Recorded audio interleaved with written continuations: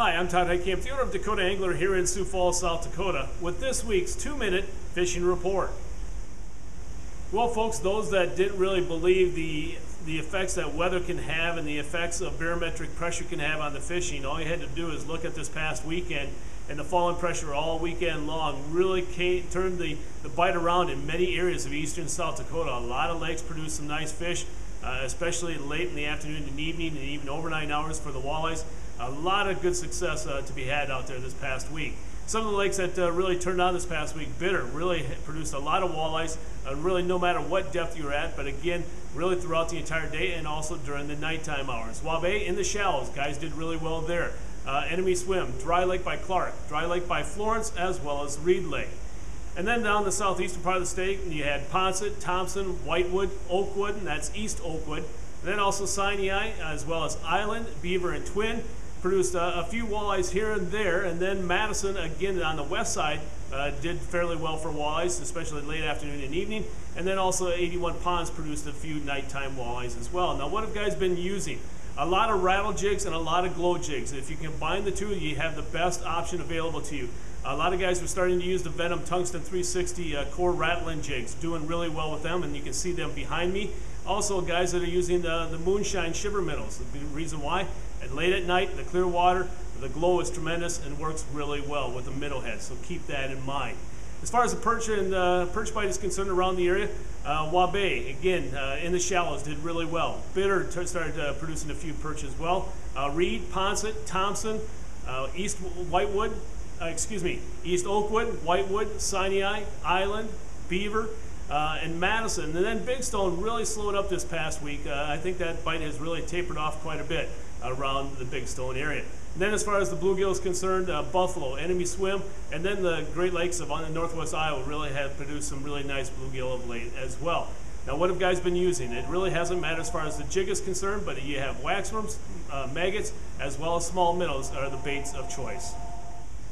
In this week's version of Todd's Tackle Tips, we're going to talk about how do you go about finding the spot on the lake. Well, folks, a little research does a lot of good before you go out on the trip. Whether or not you ask the bait shop like us here at the store, or you do some research online to find out really where the structure is in the lake, where the contours are, where the breaks in the contours. Those are all things that you can use to your advantage. And then when you get out there, again, this time of year, it seems like a lot of the fish are being concentrated, at least the bigger ones, into shallow water. What I mean by shallow, less than 5-6 feet of water out there for the bigger perch and the bigger walleye. So what a lot of guys will do is start looking around, start drilling holes into the shallow water and also maybe out a little bit deeper, and using their electronics to help them find those fish and to find out whether or not they're negative fish or if they're aggressive, and that will help you determine where to set up. But if you're marking a few fish, but they're not too aggressive, but maybe you're setting up for the nighttime bite, the best thing to do at that point in time is maybe have your shack out a little bit deeper and then have some tip-ups in towards the shallows. And that will help you definitely get an idea of what the bite is going to do. Remember, you get 4 rods here in South Dakota, so you have the 2 rods and the 2 tip-ups that will all help you figuring out whether or not they're in shallow and they're deeper. Are they along that structure? Where are they actually doing? So again, be smart out there, do your research ahead of time, use your electronics, and don't be afraid to use the tip-ups. This year has definitely been a year for the tip-up. Now it's time to take a look at a few photos that you sent in to me this past week.